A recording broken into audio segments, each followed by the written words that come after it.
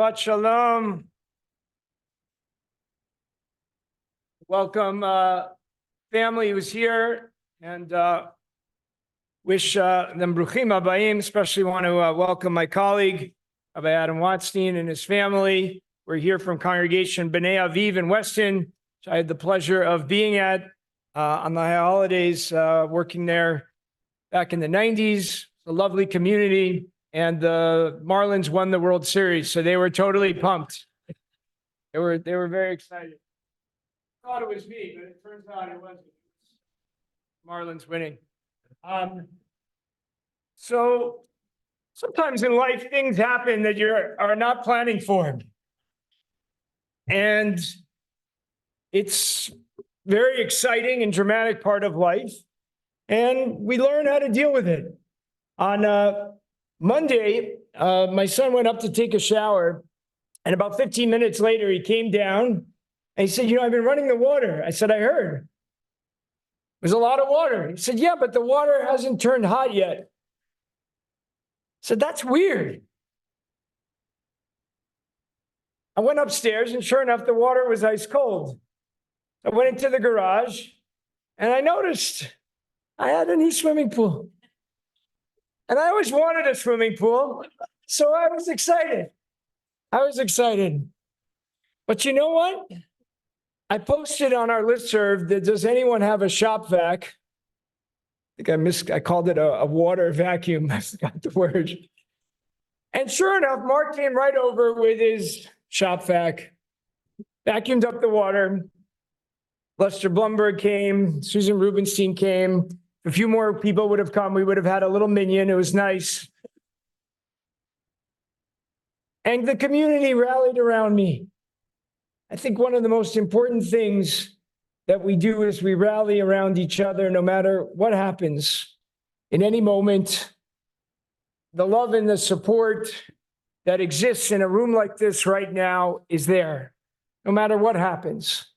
And we give each other a hug, and we figure out what this moment's really about, and what's underneath every moment, and what's truly important. Sometimes you need a little lesson in reminding yourself about what things are all about.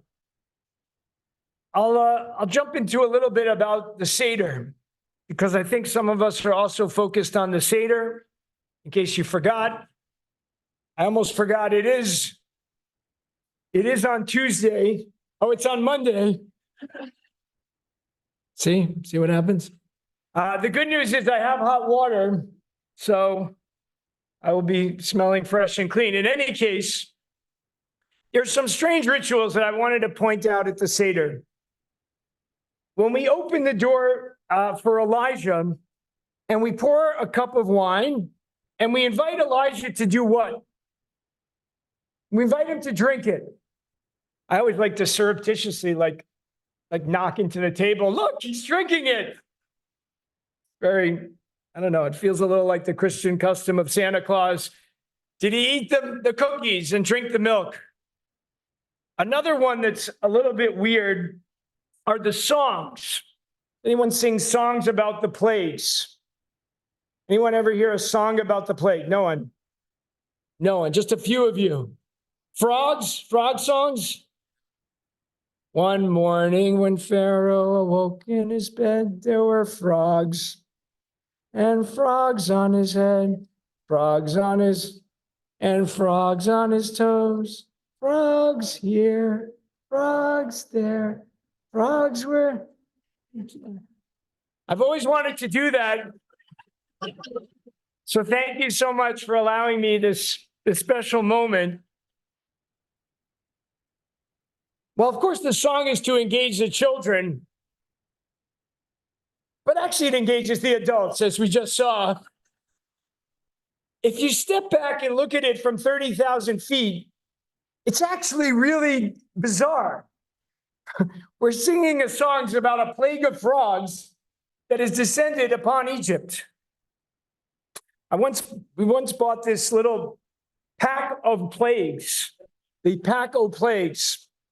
And it had some cool stuff. It had a ping pong ball for hell. I don't know if, John, if you want this. Yeah. It had sunglasses for the plague of darkness. Always wanted to give a sermon like this. So they're not certified. Do not watch the eclipse. But I want to get serious given the events of this past week.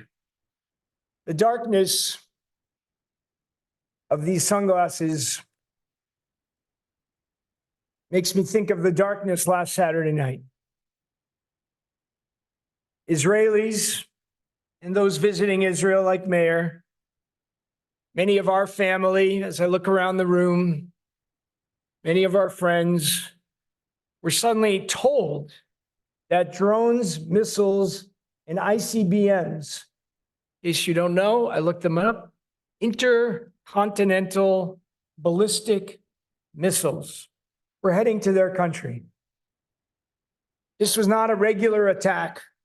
It's like almost ridiculous. This was not a regular attack that they have all the time with missiles coming from Gaza and Lebanon. It's like a normal day. This was some serious firepower, and it wasn't from any proxy like Hamas or Hezbollah or the Houthis or Syrian or Iraqi fighters aligned with Iran. This was Iran itself, straight up. It was a pretty big deal and a pretty bad one. These 320 rockets and drones were aimed all over Israel and would have caused untold damage. But they didn't. Again, it's like a community comes together. This was a community of nations that came together. Obviously, first and foremost, the United States of America, United Kingdom, France, and even Arab nations. I mean, we should pause and think about that. The United Arab Emirates, the UAE, Saudi Arabia, and Jordan were all involved in protecting Israel from this attack. And miraculously, all these missiles did almost no damage. Tragically, for one Arab Muslim Israeli citizen girl, she was seriously wounded, and we hold her in our heart and pray for refuah shlema, for healing. One Israeli physics professor wrote, this professor worked in the defense industry, and he said, for all the things to happen in Israel last Saturday night, he said it was on par with the miracle of the splitting of the sea. The likelihood, he apparently took out a paper and pencil and wrote it down. I have no idea how he computes such a thing. The likelihood of all of the things working out in such a complicated system that had never been tested in real time before was incredibly low.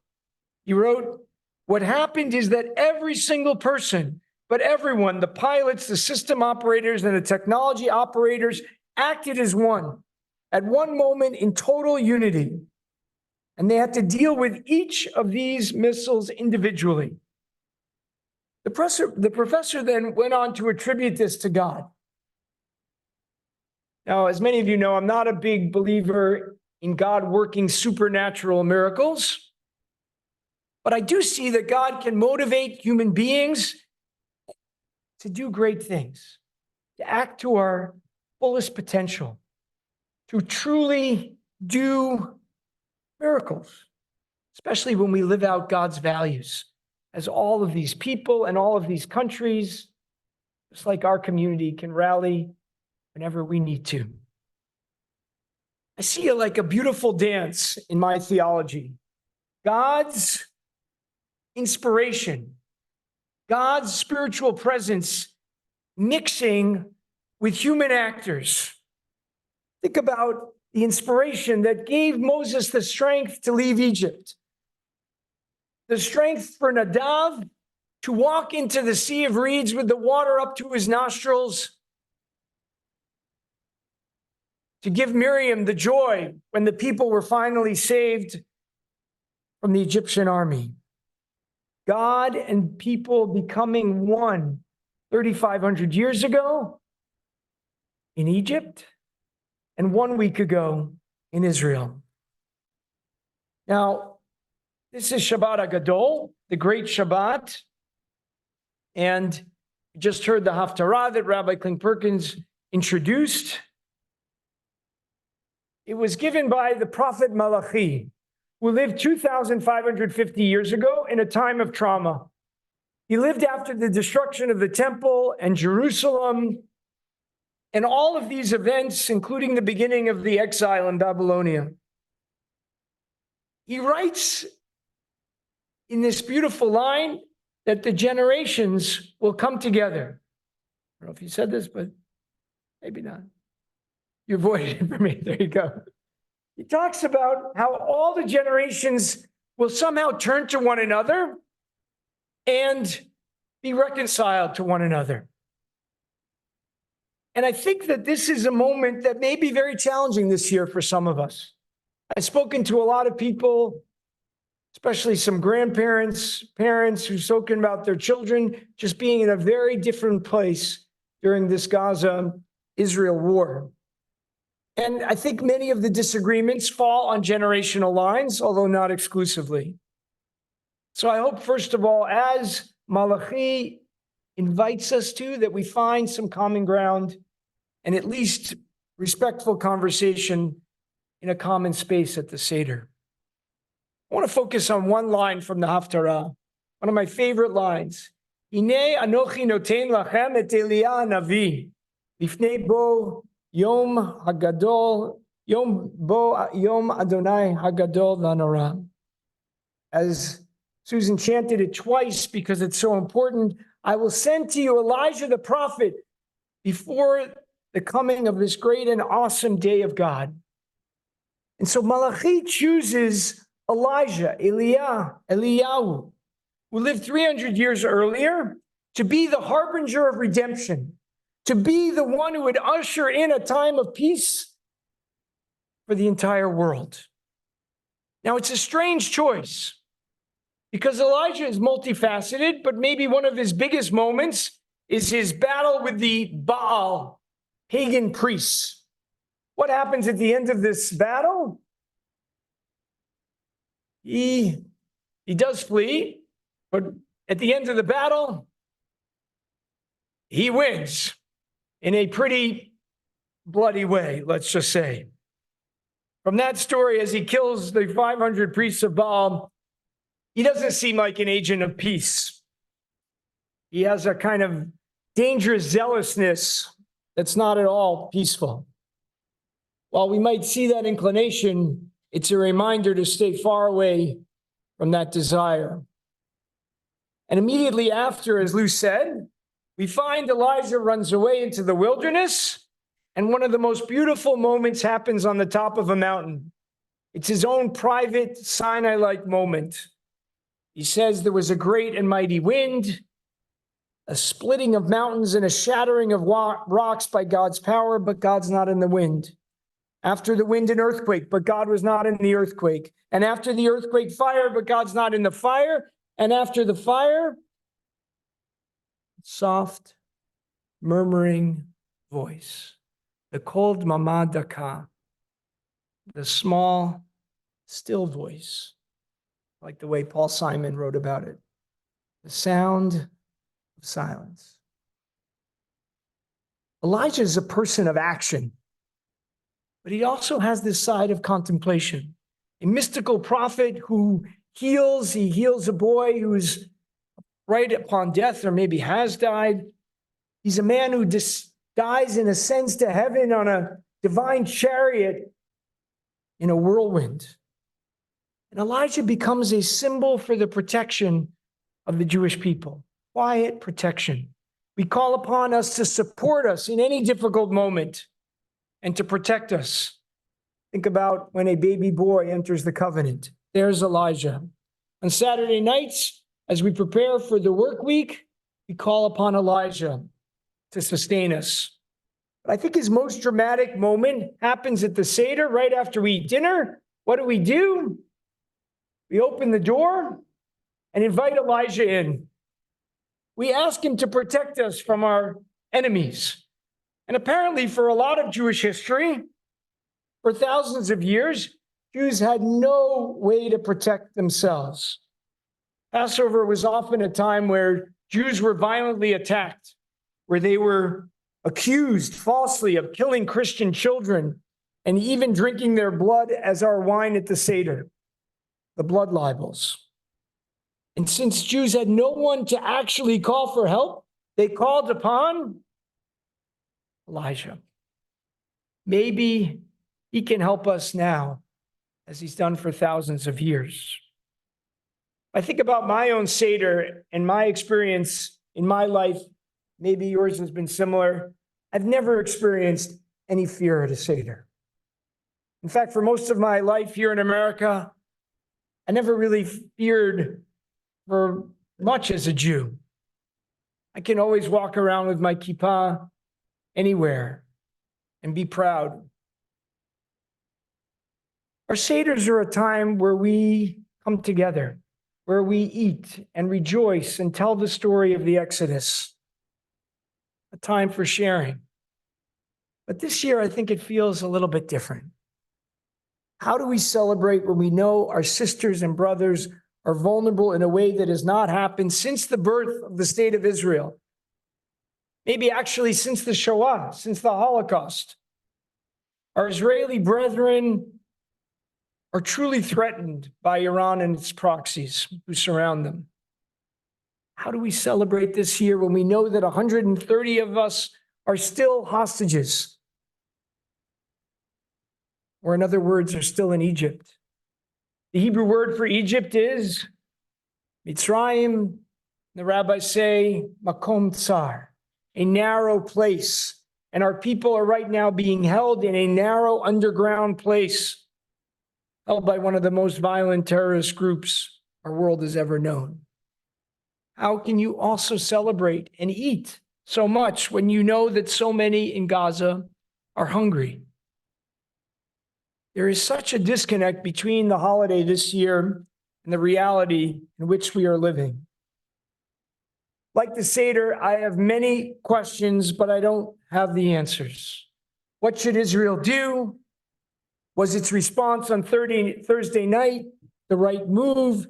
How can it still eliminate Hamas and get back, negotiate the return of the hostages, which in my mind should be the priority? Maybe it should simply stop and figure out how to get them home. How can it help the Gazans without endangering its own soldiers and its own security? 3 moments in the Seder resonant for me deeply this year.